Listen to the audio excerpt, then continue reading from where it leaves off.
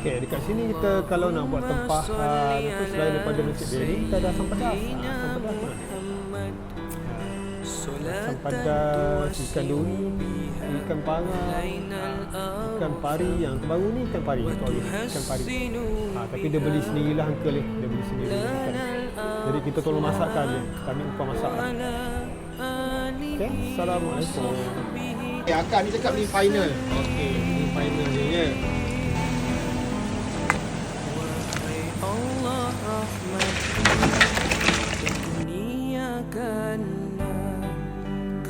Kesejahteraan atas Muhammad Rasulullah, selawat yang Asam pedas mesil. lapangkan rezeki kami, Okay, dah. menjadikan baiknya